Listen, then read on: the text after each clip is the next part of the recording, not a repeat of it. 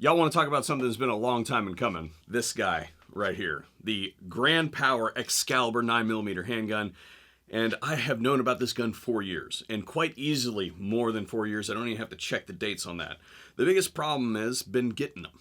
And most recently, Global Ordnance took over importation of the entire Grand Power line, and that's how this one came here for testing. Now, speaking of testing, halfway through the testing, as you guys saw in the intro, I busted my hand, and I have unfortunately not been able to put the round count through it that needed to be done for a full review, so I had to bring the guys in to get that round count up. It took a little bit of time, but I think that we're solid and we're ready to go now. So if I were to give all the descriptors in one single run-on sentence, it would be a polymer frame, semi-automatic, delayed blowback, single double action, hammer-fired, double-stacked 9mm handgun manufactured in Slovakia. So the polymer on the frame, if I were to classify this polymer, I would call this a Glock polymer, or maybe a Generation 1 Magpul polymer. Not quite, say, Canic polymer or M&P grade type stuff, but it's, I would not call this plastic. That said, right here is a pin that you can punch out, and it comes with a total of 4 back straps that you can change out depending on your hand size and various other fits and things like that. I left the standard one on that it came with, and it didn't seem to bother me any, although I have relatively large hands. There is some, I don't want to call it serrations, but there is some texturing there on the grip to prevent it from slipping around in your hand, and there are some serrations there where the count, which is on the front part of the grip. Speaking of serrations, everything on this gun is serrated. We have some very aggressive serrations here on the slide that cut deep into that metal. There's no way that you can miss those. We have some slide cut serrations here at the front. Those are also what I would classify as lightning cuts. The ambidextrous controls, fully ambidextrous controls by the way, are serrated on all of the control surfaces. We're talking both the slide release, and this is what I would classify as a slide release, not a slide stop. It's on both sides there. The manual safety, also ambidextrous. Lots of serration there. There is serration on the ambidextrous magazine release. The hammer, again, very aggressively serrated. The trigger is serrated. The trigger guard is serrated. And don't forget about the front and rear sights also being serrated. Even the takedown notch here is serrated. Whoever designed this gun has a knife fetish. I called this gun delayed blowback, and I'm going to call it that, even though perhaps Grand Power doesn't call it that, or maybe even Global Ordnance doesn't market it as that, because if we look at the things that are being classified as delayed blowback, and as far as a marketing term is concerned these days, then this definitely qualifies if those do. So this thing has a rotating barrel, and if I just push ever so slightly on this, you guys can see that barrel rotate there. And what that does is it depletes the amount of energy that the spring has to take on. This gun is not a very heavy gun, and in doing so, you would normally see a much more powerful spring to capture that reciprocating mass, and you don't really see that because it's delayed. Some of that energy is depleted out of the barrel by the time the spring has to take over. And what that results in is a very easy slide to move. There's some competition weebs that train to slam the mag in there hard enough to get it to close the slide automatically. This will do one better.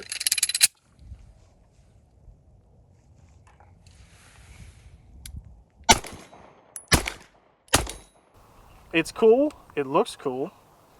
The recoil impulse is a little weird sometimes, and I think it's because of the rotating barrel, just something I'm not used to.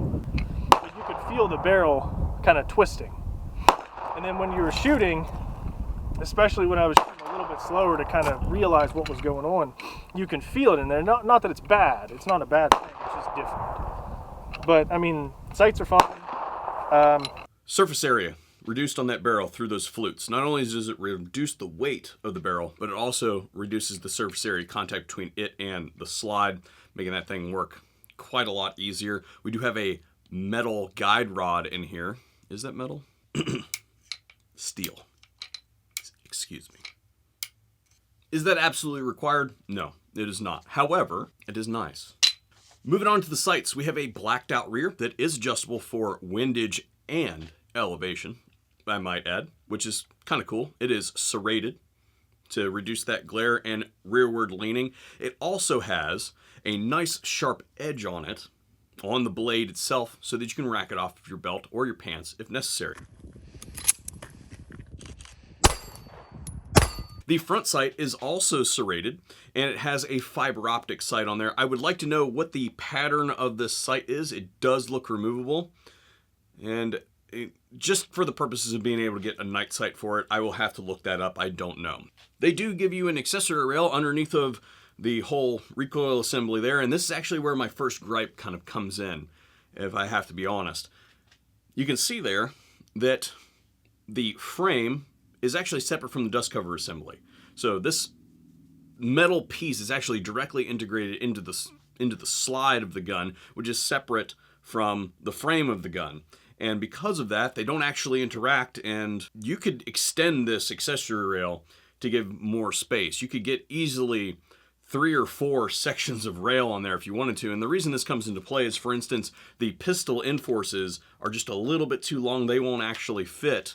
But if I move to, say, something like the Streamlight product, for instance, it'll go right on there and fit. But some of the other lights that are a little bit larger in profile are just not going to work on this gun because they only gave you 1 section of rail. If they gave us 1 more section, then we'd be able to get just about every light on the market. It is a single double action firearm, and what that means for anybody who isn't tracking is that the first pull, if the hammer is down, you must retract that hammer all the way to the rear, and actually I can do that just fine with the minimal amount of strength that I have in my busted hand here, and it wasn't that terrible. After the first round fires, that slide will reciprocate and go ahead and cock that hammer each time. You also have the option, say if you wanted to, drop the hammer like that. If it is cocked, you can slowly let it down. There is no decocking device on this thing, or if you want to take a more accurate shot for your first shot, you have the option of retracting the hammer yourself. It is ringed for anybody who likes that aesthetic, I suppose. But it is bobbed, so it's not going to catch on anything. Which brings me to my second critique, really, and that is this extended safety deal here. It would be really great if they came out with a deletion for this. I understand why it exists and all that sort of stuff. However, because they are so huge, my hands get a little bit crowded, and I almost every single time I go to draw this gun end up switching that thing on. So I am not a 1911 shooter. My brother, Bacon, is a 1911 shooter, and he just by impulse rests his thumb on top of that shelf, and it is pretty much ergonomically designed to be a shelf to rest your finger on. It's a training issue on my side. However, if you're used to shooting a safe action pistol or something like that, there may be a little bit of a learning curve because that thing is so large, it does kind of get in the way. Magazines, metal construction, excuse me again, steel construction, high visibility follower there, and 15 round capacity. They also have this extended base plate on it. You may get pinched on those if your hands are super fatty, just an FYI, but they hang out so that you can strip that sucker if you absolutely have to. Now, as far as the release is concerned, this is interesting, and this is the first time I've ever seen a safety on a pistol, an actual like handgun, that will work both directions. If I need to, I can push this with my left thumb, and it comes out, and put it back in, and I'll rotate it this way, and I'll push it with my index finger here, other side of the gun, without having to move it around. So it is fully ambidextrous, all the controls, fully ambidextrous, without having to move any of the controls. Now, we did run 3 types of ammunition out of this gun. A 115 grain, which is normally what you think of as a 9mm ball round. The 124 grain, which would be a lot of your defensive loadings are going to be coming a 124 grain.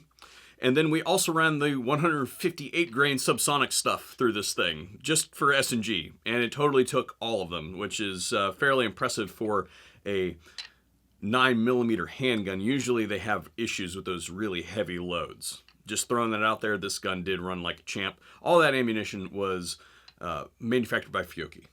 And the last thing that I want to say about this gun before we go today is this sucker is accurate, I have to say. I'm fairly impressed with the accuracy on it. It even made Spangrish look like he could shoot a handgun. Alright,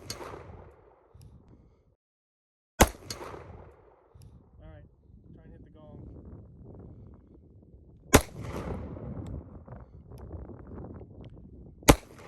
Hey! Nice. Last shot. Last shot. Good job, buddy. Woohoo! Yeah, it's cool.